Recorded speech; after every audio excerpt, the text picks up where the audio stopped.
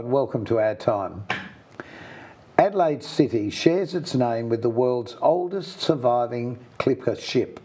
Named the City of Adelaide, she was built in Sunderland, England, and launched in 1864. She made 23 return trips from England to South Australia, carrying passengers and cargo, and played a key role in the development of the colony. In 2014, she arrived in South Australia for the first time in more than 125 years after a decade-long campaign to preserve her. The ship now has a permanent home at Dock 2 in Port Adelaide and is about to undergo a transformation. Peter Christopher, who's the director of the project, is here to tell us more. Peter, welcome. Thank you. Now, when I say you're the director of the project, just explain what that means. 25 years ago, I got a group of people around my kitchen table to work out what we're going to do about saving this ship that was facing being broken up. How did you know about it before you go any further? My background interest since my teens was diving on shipwrecks, researching about them, writing about them, and as part of that, I was part of a group that did a search for an anchor which the City of Adelaide lost back in 1876. We didn't find it. It's mostly under metres of sand, yes. But it did mean I knew about the history of the ship. Right. So when it actually came under threat in 2000... Well, so you're all sitting around the table at this time. I got a group of people in to say, I've got these reports, the ship's facing being broken up, what are we going to do about it? So there and then we formed a group that night officially, and 25 years later here we are, having succeeded in getting the ship out to Adelaide. Well, I recall it's probably at least 10 years ago, maybe slightly more, we talked about the fact that you were doing this and it was coming home, so to speak. Yep. Yeah, we've had it now back. It's here. We got it back in February 2014, so that earlier discussion would have been before that, more than 10 years ago. Yeah. Yeah. It's pretty amazing because history is sort of, in today's age with moving so fast with technology and modern transport and so on, we sort of don't even, it's hard for us to grasp how long it took for people to come from England out here. We've got some photos, and as we look at the photos, I'll just let Peter talk and explain what they represent because it's an absolutely fascinating story. It's quite amazing when you look at it. So this is what it would have looked like in full sail, and this is why it's called a clipper ship? The clipper is the design of the bow, right. the pointy end of the ship, where right. The earlier wooden ships had a bow that was shaped like a bathtub. The clipper ships had a bow like an arrow. To cut through the water? To cut through the water. Right. And they could do that because the City of Adelaide had an iron frame, right. which meant they could shape it. It brought... it was built as a luxury passenger vessel. Right. And they were obviously married before they came out here. Yeah, well, George and Annie Wilcox came out on their honeymoon on the ship. Amazing. And then settled in... Captain Alex and Bruce was the ship's first master, and he was the person who had the ship built. What's lovely about this is just seeing... Oh, this is obviously so people can have a look on board the ship now. But, you know, seeing something that for those of us living in Adelaide, we wouldn't be here without this.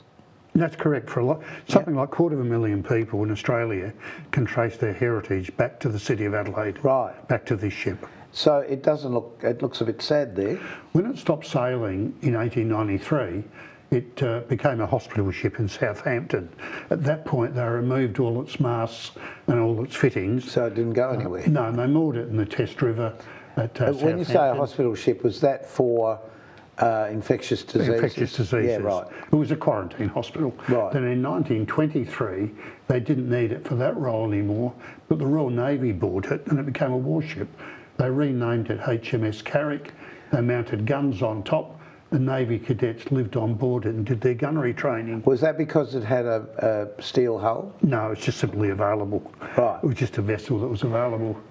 These are the nurses' quarters for when it was being used as a hospital ship. So much privacy. Well, yeah. Oh, this is one of the guns that was mounted on top during its life as the HMS Carrick. Right. It's fascinating to see these shots Now, this is where it was? It was in the Clyde in Scotland. And it actually sank 3 times. The third time proved to be fatal. It was raised but became derelict, moved up to Irvine. Oh, so it was still being used when it sunk? Yes. Right. Yeah. And then it was moved to Irvine after about a year. And here it is being where we are now in the process of moving it in this photo. Well, that seems to be wood at the side. Yeah, it's got an iron frame with a wooden hole. Right. I see. So it's what's known as a composite. Right. And there again you see the timber on the side. There are only 2 composites left in the world, the Cuddy Sark and City of Adelaide. I do recognise the gentleman sitting in the middle with his arms crossed. Yeah, he renamed it back for us to the original name. So it started off as City of Adelaide, became HMS Carrick, and the Duke of Edinburgh renamed it back to the City of Adelaide for us in October 2013. After that we went to Holland, where in the Netherlands the ship was treated for quarantine purposes. Because of the wood? Because of the timber, yeah. Timber, yeah. And all the birds that have been living in it. Oh, right. Here it's on board the heavy lift ship, the Palantir. You can see it between the 2 cranes. Yes, that really brings everything into perspective as to its size. Yeah. Considering that so many people came out and that was their only space to live. Yeah. Oh, Squeezy doesn't get close to it. No. This is the largest lift ever undertaken by cranes in the Port River. So the ship's arrived we're in Adelaide now. Yep. And at this point, we've got it on the barge still, but Sir James Hardy and Martin Hazy, the then Lord Mayor, have just unveiled the coat of arms up on its stern, right, which was a replica of what was on the Adelaide Town Hall when the ship was sailing. Right. So it's surprisingly high when you look at the height of a person standing there underneath it. You can actually it's get enormous. Yes, it would fit a full-size Olympic swimming pool inside it. Right. And if you're outside looking up It'd be a bit of a shame though, it wouldn't be able to go anywhere. That's true, yeah. Yeah. Never mind. Well, now, did you instigate all this? Did you get some government funding? Did you do sort of a shout out for people to contribute funds? How did all this happen? How did you get it home? It was basically a community-funded campaign. We got 2 bits of government money. Mm-hmm. The Scottish government had allocated £750,000 to break the ship up, and we persuaded them to give us that money to put into a campaign. Well, they got rid of it for them, didn't it? Which, yep, but there was 1.2 million Australian, which we then spent in Scotland doing all the work to move it. Mm. And then the Australian government put in half the price of hiring the heavy lift ship to bring it out. The other about 5 million we've just raised ourselves through chasing sponsors, chasing donors. No, we hear a lot about people who follow trains, and, as a hobby, and there's of course the Railway Museum here in South Australia. Is it sort of the same type of people that are in love with the ships? Yes and no. There's a group who really care about ships specifically, but this ship is as much about a social history project as it is about the ship itself. It's because it carried up to 300 passengers on a journey. Each of them has a story to tell. Of course. And so the social history that comes with the passengers and crew on this vessel has proven to be as much interest to people as the actual vessel itself. Well, I find it absolutely fascinating. Yeah. I've been on a couple of ships sort of like this. I think there was a replica of the Endeavour in Sydney Harbour. The thing that impressed me was how little room there was under the deck, for our height. But people were a bit shorter then too. Well, this ship was interesting because it was a composite. The wooden ships had a headroom of 5'6". The composites, because the iron frame was able to be thinner with the same strength, they had a headroom of 6'2". About 2 metres. So they gained significantly. So the colony had a bit of height to it. Yeah. So the composite construction gave actually more headroom, which made it more into a luxury passenger vessel. I think the other thing that's so important is it was bringing people to what they thought was going to be utopia. Yeah. A lot of people would have got a nasty surprise when they arrived Sure they did. at Port Misery and had to walk through the mud to get onto land and everything else. But it really was, unfortunately, the First Nation people that were living here at the time must have been a huge shock to them as well. They've unfortunately been displaced pretty well in all the areas that the white settlers came, and including the port area. One of the things we did when we got the ship out is we actually had a smoking ceremony conducted inside the vessel as a sign of respect to the Indigenous owners of the region. Right, good thinking. So we've tried to do the right thing wherever we can. Well, preserving history, everybody that came before is history. Doesn't matter who they were, everyone that came before us is history. Talking of history, we've got to take a short break and we'll be back with more about this amazing venture in just a tick.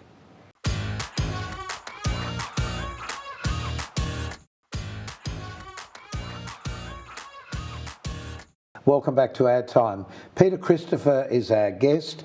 He's the director of the Clipper Ship City of Adelaide project. Glad you said that. I find this absolutely fascinating. I don't think I've ever thought of myself as a sailing nut, but I love historical stuff because I've always said, if we don't know where we've come from, we're never going to know where we're going. And just understanding what people actually went through to leave what was probably a reasonable home. This is for South Australia because they weren't convicts coming here. They were pretty much landed gentry, weren't they? They in many cases were landed gentry or were people coming out to take up employment and being sponsored to come out to the new colony. So generally speaking, they were well off compared to other states. The people that weren't well off would have worked as servants. Yeah, potentially they pretty much, and a lot of them brought servants out with them as well, whether they liked it or not. We've got some more shots here, which I'm just loving having a look at, because again, it just reminds us of really how fragile these things were. When you think about the huge ocean, these little ships bobbing around with sails to many didn't survive. No. Well, as you were saying before, diving on wrecks, you would have seen the results of that. So let's have another look at these. So we were talking about this before, but that's a close-up. It's a close-up of the coat of arms. That's the 1864 version. It was changed some years later, but that's what was on the ship and on the Adelaide Town Hall at the time the ship was sailing. Right. Those little windows would have been like the captain's cabin or something? Yeah, at the stern, yeah. The stern. Now, in this photo, we've actually jacked the ship up in preparation for moving it. So we've moved it up a metre and a half, ready to bring in the giant trailers that will go in under it to actually take the whole ship and move it off the barge onto land. Onto land, right. That's a huge infrastructure, isn't it? Huge. Yeah, the Australian Naval Infrastructure, ANI, are providing it. This is Gavin Wilcox, who's a descendant of the couple we saw earlier who came out on their honeymoon. Right. He's not only visited the ship several times, but has donated several items to us that were the personal effects of passengers and crew. In this case, we have a couple of Bibles. The one on the right was owned by Captain Alexander Bruce. The other one on the left was donated to us by the Clyde Cruising Club, and it's the Carrick Bible that happened to be on board the ship when it sank in the River Clyde. Right. One of our displays inside the ship, reflecting its era as a hospital ship. You see the timber decking there. Yeah. Now these are items donated to us by the Wilcox family descendants, so personal effects that were actually owned by George and Annie Wilcox, who travelled on the ship. I love the matchbox and the perfume boxes. In this case, shaving kit, dressing kit. It was very much all men, had this sort of thing, didn't they? Oh, very much so. And here we've taken it apart so it gets proper conservation treatment. We're very careful about looking after it. It looks a bit like that looked a bit like a dentistry. Yeah, this is a goiter display. Goiter the surveyor didn't travel on the ship, but his wife and family did, Right. and their descendants have handed. But he came here because he was here in Adelaide. the goiter line. He did the goiter line, but didn't travel on the ship. But his wife and kids Right. He walked. did. Hopefully on another ship, unless he was good at walking on water. This is the saloon deck where the first class cabins were. What? Just forgive me for what's underneath the timber there? That's the old deck, Right. and it's where we put ply in as temporary. Over the. And as we put in the new deck on the right with the Right. blue on it, we removed the ply on the left Right. because it was so rotten. Right. The original deck was so rotten, we've covered You it had for to safety. support it. Yeah, and this is a cutaway shot to show what it looked like. We did a laminated process because it's pretty hard to get 75mm Oregon now. I would think so. These are two cabins that we've put in. So that would have been for two people or for maybe a family? Well, both actually. The cabins are roughly 2 metres by 2 metres. Oh, so We've got huge. instances where a single person travelled in them. In the case of George and Annie Wilcox, they shared a cabin, but we actually have another diary account of a family of 5 sharing that. Goodness. So this is what it was looking like? This is basically in 2023, early 2024, where the ship is on the barge. The land site is where we're going to develop the seaport village, and the cars of visitors who are coming to undertake tours of the ship. This enormous pit is being excavated. It's taken nearly a year to do it, and concrete the base. And the ship, which you see at the left-hand extreme, is going to be moved between the two sheds, brought around, and it's now inside the pit. This is the pit being concreted at the base, ready to receive the ship. And you just have to go down to see that. Yeah, Dock 2, Port Adelaide. This is the plan for what it's all going to look like? Yep, just between the red shed and the river, you've got the City of Adelaide there. You can see it's got 3 masts on it, and we do plan to put masts back on. It's got the bowsprit on. We do plan to put a bowsprit back on it. And then you see the seaport village starting to be developed around the ship and around the red shed there. And the purpose of the seaport village is? It will give a lot of character to the historical precinct, but it will also help us generate income because we'll take out sub-tenancies on, the coffee shop and other things like that. Well, it's all got to be maintained, and of course it's all got to be set up in the first place. And we're not government funded, and therefore we've got to have a means of generating income. And the seaport village, in conjunction with the tours, is what we rely on to keep generating income long term.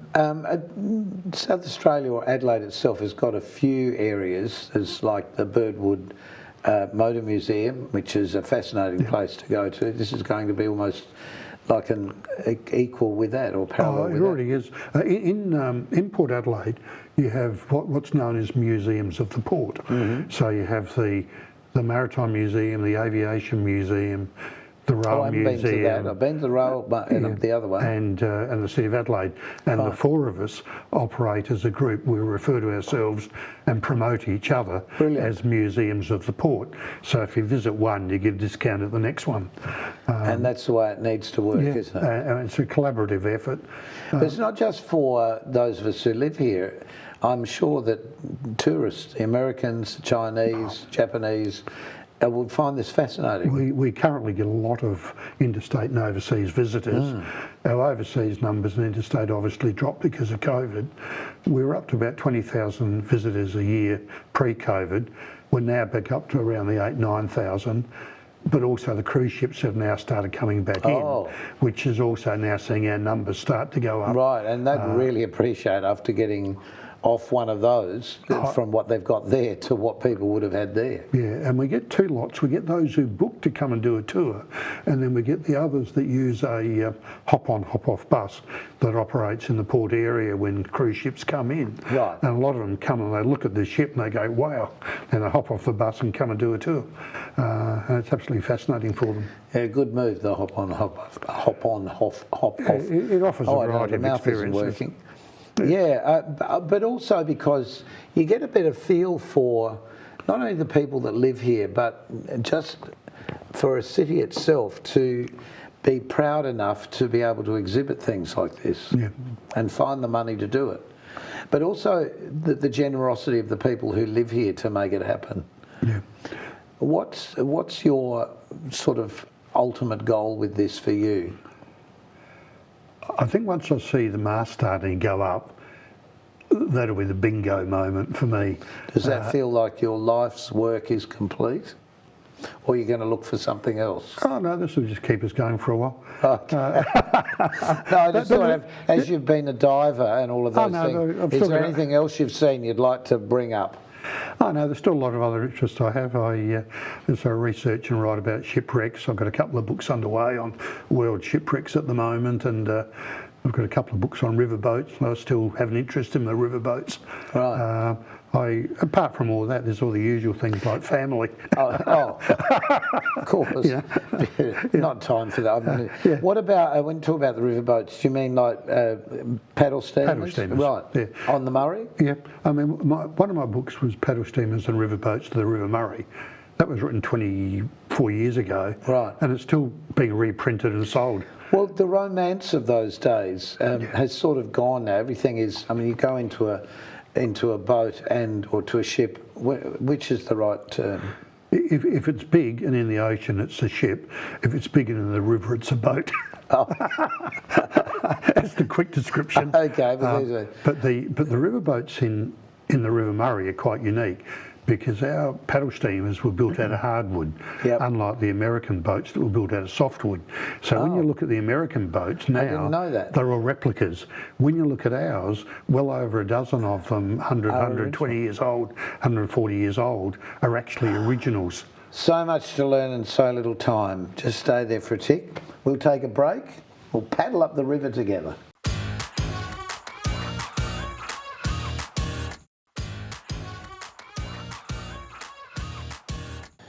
Ahoy there, me mateys from our time. Here we are. Oh, it's only me. This is a really interesting book because it's really aimed at a whole family market, particularly kids. Yep. When we have visitors come on board, we were conscious of the need to have something available for families and kids. And so Meredith Reid and myself wrote this book specifically so that we did recognise a large part of our market was kids, and they're also our future. Oh, absolutely. We want them to understand, and it's aimed at ages where they can. In some cases, it's colouring in. Other cases, it's a bit of research. Well, there's a lot of I can't show you everything, but there's a lot in there. But give you an idea. There's been well over 1,000 copies sold, and we've had to do a reprint, which gives you an indication of the volume of people we're getting through. Right. Yeah. There's also several other books that you can get with the story, that basically the history of everything that's gone on with this one. And what fascinates me in this one, is inside there's artist's impression. I'll just hold that up for what you can see without pulling it out, but you can see the ship. We've looked at that before. But this is, I think, is brilliant. Good on you. Good on you. When do you get the Order of Australia? I got an OAM in January this year. Well, thank you. I subtly dropped that in for you. No, but congratulations on that, because people like you are movers and shakers and make things happen, because it takes a strong person to say, we're going to do this. Is that how you felt? Oh, I'm pleased to have achieved it, but... No, but you must have had the incentive up front. Oh, yeah.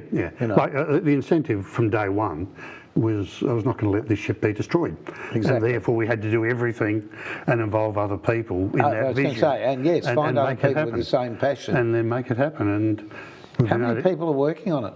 We've got about 70 active volunteers at the moment. Incredible. See, as we age, so many people sort of give up and sit home and look at the wall. This is a way of living, isn't it? Well, it is. I mean, in my case, this is a very large part of my life. But equally so, I travel overseas, I do other things, I'm still very active in my life. But we need to have something to get up in the morning for. You've got to have a reason to get up in the morning. Brilliant. talking about getting up, it's time for us to go. Thank you so Thank much. you. So great to see you again. Pleasure. Come back another 10 years. And until then, everyone, thank you so much for watching our time this time. Till next time, keep yourself nice till then. Bye.